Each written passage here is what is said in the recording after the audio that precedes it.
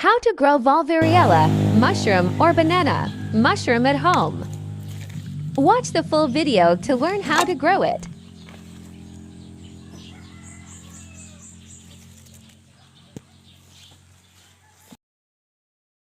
Let's start. Hello mga kajuyan, sa ngayon po ay umagang umaga po. Babad to. Doon lang Puntahan ako ko na po yung binabad kong dahon ng saging at tatadtarin na po. Tapos iuwi na sa bahay at magtanim. Libre lang po yung nakukuha. Dito lang din malapit sa babaran. Yang nasa likuran ko ay puno ng mga saging. So yan, sinako ko na po yung natadtad ko. Yan po. Ang nakaganda lang sa saging ang gamitin nyo. Marami po siya. Lalo na dito sa bukid. Pinapabayaan lang mga saging dito. Yan po. Magputol tayo ng kahoy. Gawing pool sa gagawing planting bed po. Tapos lagyan ng matuli sa dulo para pag tindig natin ay madali lang. Kailangan ko lang po ng 2. Ang pang-mushroom ay tabahong panglalaki po. Kaya kung tayo ay babae tapos gusto nating makapagpatubo ay dahan-dahan lang po. Kayang-kaya yan. In the Philippines, dito po sa Pilipinas, kabuting saging po ang tawag ng Valvariella mushroom. So yan po, ito na po yung 2 magiging poste. Ito na po ang binhi at madridi kakao. Yan ang kakailanganin natin. Tapos itong rice wash and sugar na mix na po at abono. Yan. Kailangan natin yung abono na yan. Tinatawag din tong complete fertilizer. 14-14-14 or NPK. Ito na din po yung binhi na in-order ko po. From Davao. Yan po. Mag-prepare na tayo. Lagyan ng asin para pamuksa po ng mga insects po. So ito na po yung hinakot ko na mga dahon ng saging. At yan, i-file na po yan. Ganyan lang po. Bago po ito taniman, dapat napatulo po ito. Sa akin, pinatulo ko na po ito ng overnight. Hindi ko na kinuha sa sako. Kusa na lang yung tumulo. Kasi yung sako ay ano naman din yan. Hindi katulad sa plastic na sobrang close. So, ayan po. Lagyan na ng binhi sa gilid. Magkabilang gilid po. Sa ganitong isang pack ng binhi, aabot po yan ng 2 layer. Depende po sa inyo kung pagkasyahin nyo po siya ng buong planting bed po, pwede din po. Sa akin, tamang-tama lang po. Sa isang layer, isang pack na ganito. Pagkatapos, lagyan na po ng kunti lang po na abono. Yan po. Kung nakikita nyo, butil-butil lang po. Hindi yun umabot ng 2 palad. Mga isang ano lang. Tapos, isprihan na po ng rice wash po yan, hugas bigas at sugar. Kunti lang na sugar ilagay. Tapos itong madridi kakao, diyan po sa gitna ilagay, pinakagitna. Para sa init yan, dagdag init po. Dahil maulan sa panahon na ito, sa pagtanim ko, kailangan po ng init. Yan, dagdag ulit ng another layer ng dahon ng saging. Pabalik-balik lang po. Kinapos ako ng dahon ng saging, kunti lang. So, pangdagdag itong ng saging puno. Puputulin ko, tapos tatarin. Sa panahon ito ay maulan. Kaya yung bed ko ay hindi pa ngayon tapos. Tinabunan ko muna yun ng plastic. Tapos habang kaysa mag-antay tayo titila ang ulan, lang tayo. Kuha nitong puno ng saging. Pwedeng pangdagdag ang puno ng saging, lalo na pag kunti lang ang dahon. Ito din makakatulong po din noon sa loob ng planting bed natin kung ang moisture po niya ay makulang. Nagpapalamig din po o nagtubig ito, silbing magbigay din ito ng moisture sa loob ng planting bed. Kailangan din kasi yan nating diligan. So, pwede nang hindi diligan. So, ayan po. Ikat ko na po. Ganyan lang. Ganyan lang kataas. O kahaba. May marami pa naman akong dahon pero pinapakita ko lang to po doon sa gusto tanim. Tapos kundi lang din ang dahon, ito na lang ang gawin nyo. Pandagdag po ito. Pwede din pure.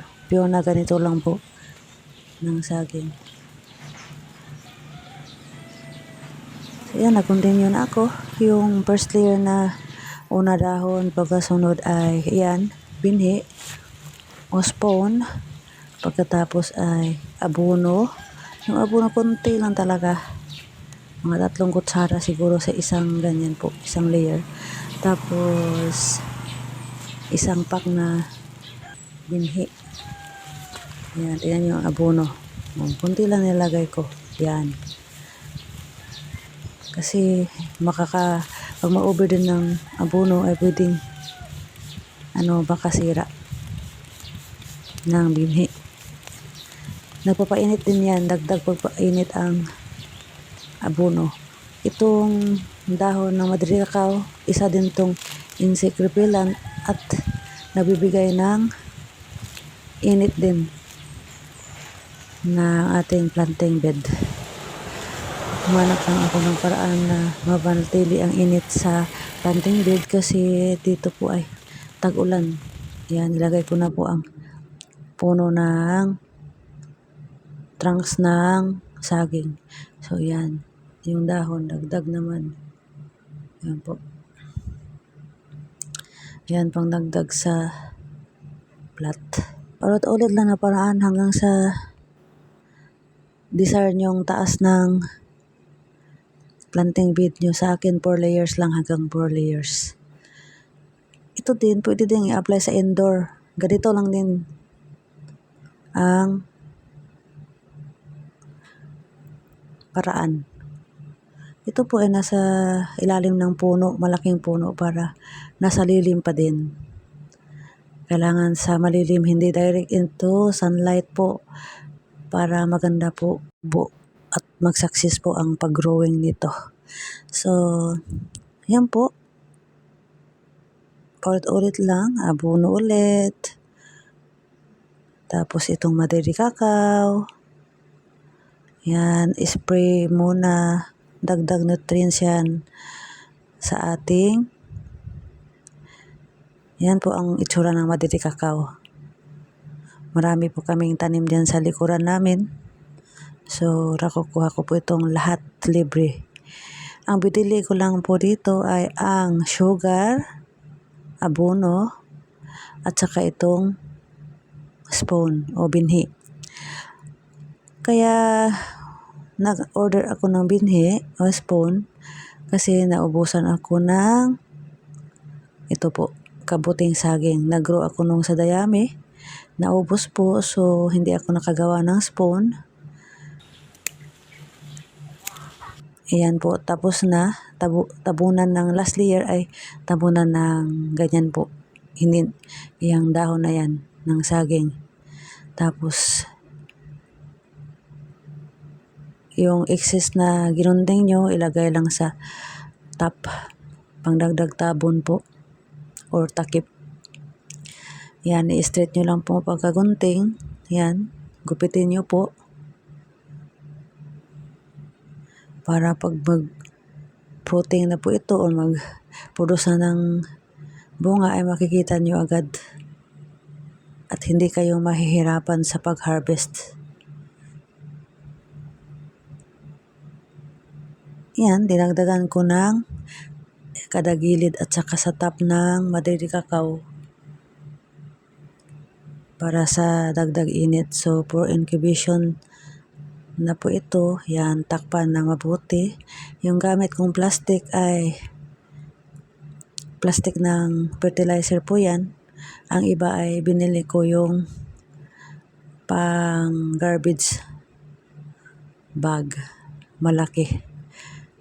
Yan, ginunting ko lang po.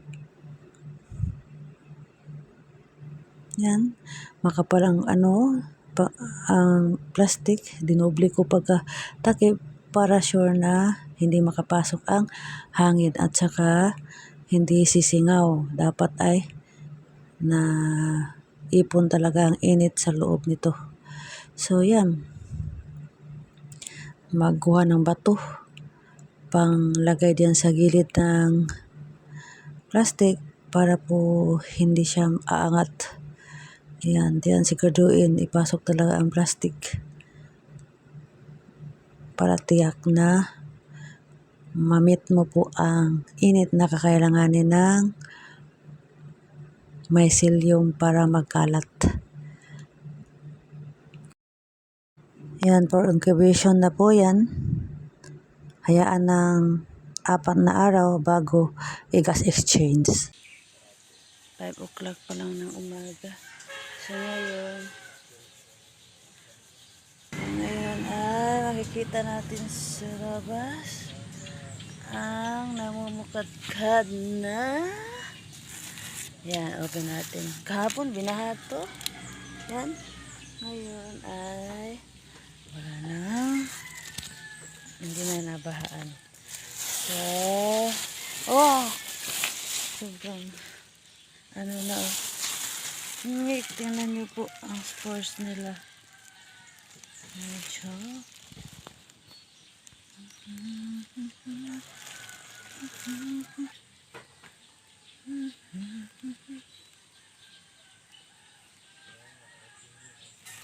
Ayan. Ano na po sila. Maulan kasi. Pero okay pa din to. Diba?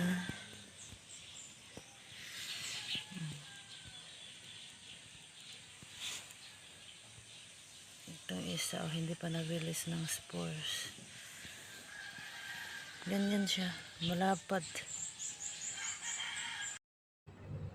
Kung may marinig kayong ibon, kasi po, madaling araw. Maganda mag-harvest pag madaling araw para hindi po mahanginan ang planting bed natin. Kasi dapat hindi siya mahanginan para hindi matunaw yung mga mycelia. Kahapon, sa ilalim ng plastic na yan, wala pa yung nakabuka. Button stage pa. After 24 hours, it double size. For me po, madali lang po ang pagpatubo ng kabuting saging kaysa ibang mga mushroom po. Dapat kahapon ko pa ito kinuha. Umulan kasi.